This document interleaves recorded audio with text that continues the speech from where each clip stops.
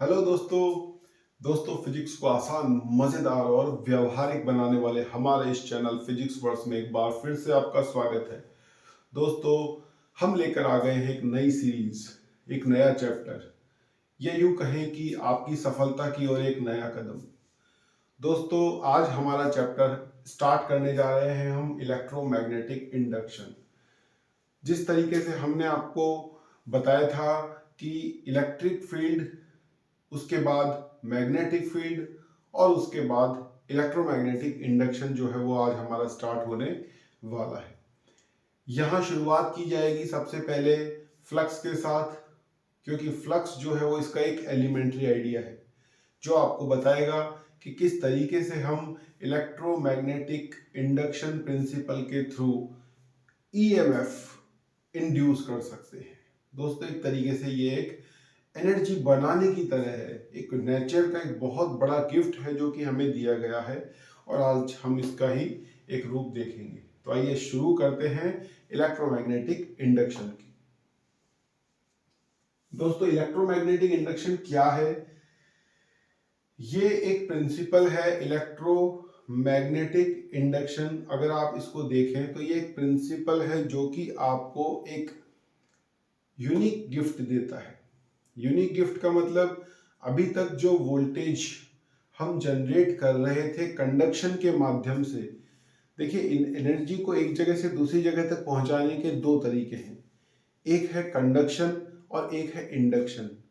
Conduction जिसमें कि दो चीजों के बीच में फिजिकल कांटेक्ट होता है, जुड़ाव होता है।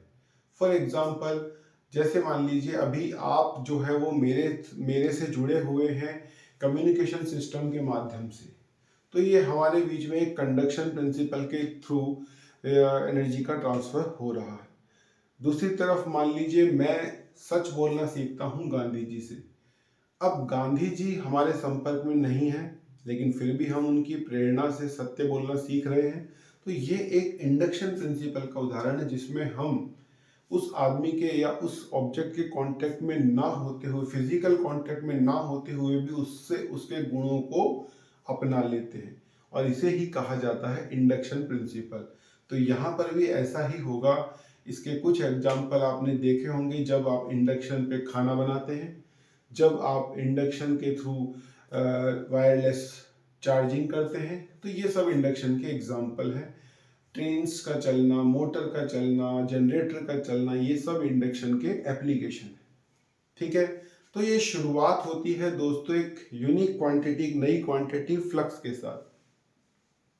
फ्लक्स क्या होता है दोस्तों?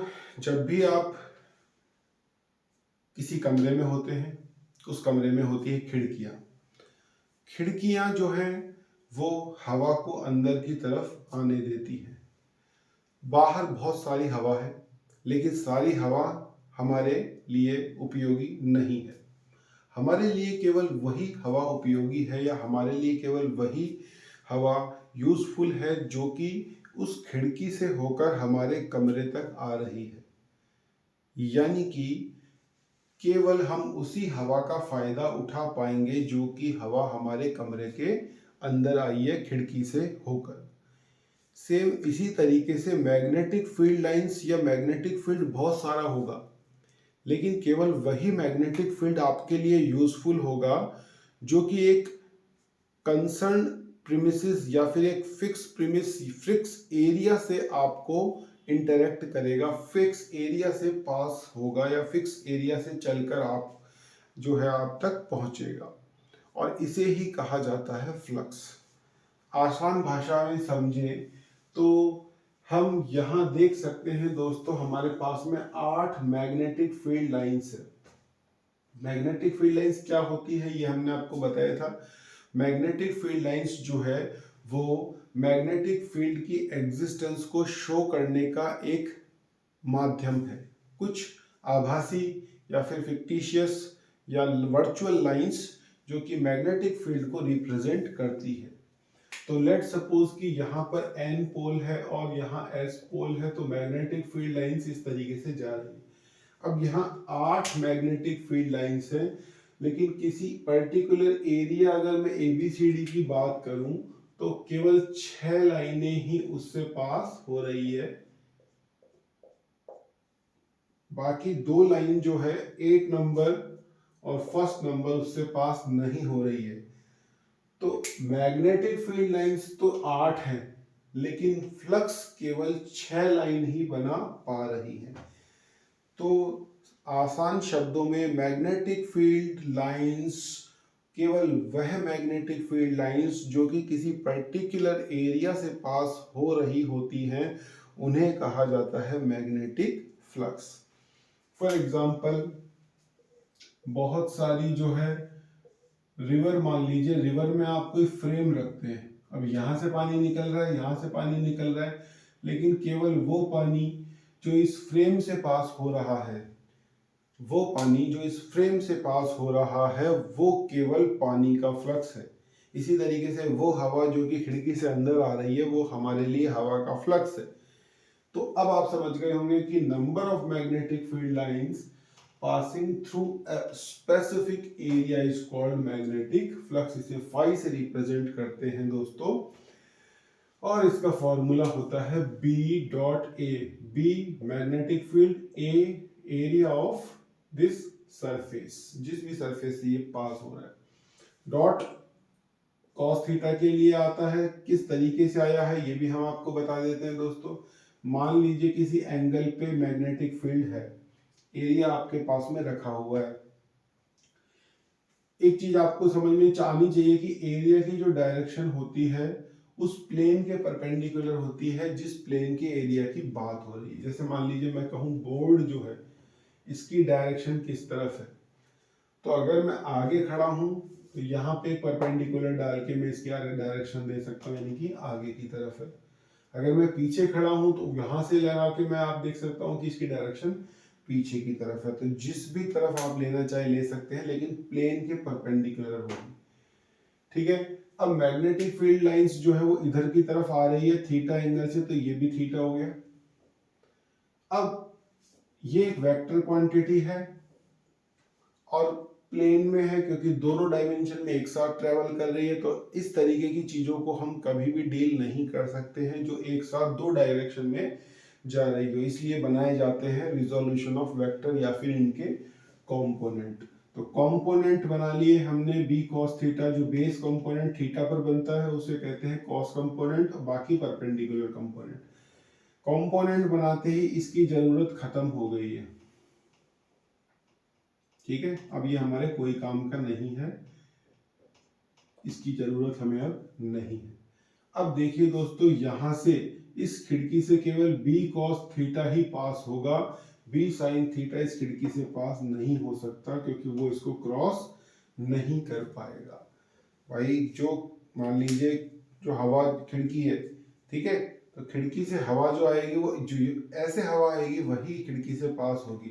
ऐसे आने वाली हवाएं जो है वो खिड़की से पास नहीं हो पाएंगी, वो फ्लक्स नहीं बना पाएंगी। तो केवल कॉस कंपोनेंट ही फ्लक्स बना पाता है, इसलिए यहाँ पर डॉट आया है। फ्लक्स एक स्केलर क्वांटिटी है दोस्तों, इसकी कोई डायरेक्शन नहीं होती है। जिस तरफ हम खड़े होते हैं वही इसकी हम उसी तरफ से इसको मान लेते हैं, इसकी कोई पर्टिकुलर डायरेक्शन नहीं है। इवन डायरेक्शन की जरूरत ही नहीं है इसमें ना। ये एक मैग्नीट्यूड का क्वांटिटी है कि इतना फ्लक्स पास हुआ। ठीक है, हमें हवा की डायरेक्शन कहाँ से आई हवा, इससे हमें कोई मतलब नहीं, किस खिड़की से किस दरवाजे से आई, हमें हवा आ गई, बस ये बहुत है।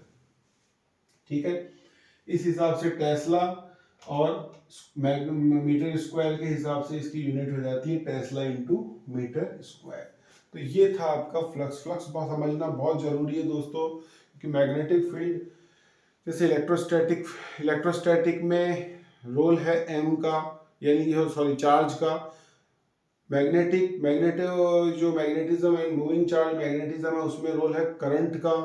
इसी तरीके से इलेक्ट्रोमैग्नेटिक इंडक्शन जो है इसमें रोल है फ्लक्स का। ठीक है, उसके बाद आता है very important Faraday law of electromagnetic induction. दोस्तों, Faraday law of electromagnetic induction जो है वो एक प्रिंसिपल है या फिर एक लॉ है जो कि फैराडे द्वारा दिया गया था। उसने देखा था एक कि जब भी हम किसी मैग्नेटिक फील्ड को वेरी कराते हैं, यानी कि मैग्नेटिक फील्ड को अब हम कंसाइज कर लेते हैं फ्लक्स में। अब हमें मैग्नेटिक फील्ड लाइंस बार बार नहीं बोलेंगे, हम केवल फ्लक्स बोलेंगे, क्योंकि केवल उस एरिया से पास होने वाली मैग्नेटिक फील्ड लाइंस की बात हो रही होगी जो कि हमारे लिए यूजफुल है।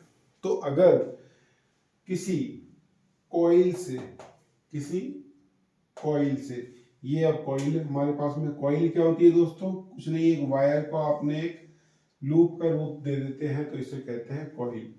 तो किसी कॉइल से पास होने वाली, किसी कॉइल से पास होने वाली मैग्नेटिक फील्ड लाइंस, तो मैग्नेटिक फील्ड लाइंस तब पास होगी जब वहां आसपास कोई मैग्नेट होगा। तो यहां हमने लगा दिया एक मैग्नेट। अब इस मैग्नेट को यहां रख दिया हमने, और ये सिस्टम ऐसा का ऐसा है, ठीक है। तो क्या होगा, क्या होगा दोस्तों, कुछ भी नहीं होगा, क्योंकि फैराडे ने ये नोटिस किया कि केवल रखने मात्र से कुछ नहीं होता, आपको मोशन करवाना पड़ेगा इन दोनों में से किसी एक को, या फिर दोनों को अलग अलग वेलोसिटी से, ठीक है। तो अगर आप मैग्नेटिक फील्ड को वेरी करें, किसी कॉइल से पास होने वाले मैग्नेटिक फील्ड को या फिर फ्लक्स को अगर वेरी किया जाए, तो उस कॉइल के दोनों टर्मिनल्स जो हैं वहां पर एक आ जाता है ईएमएफ।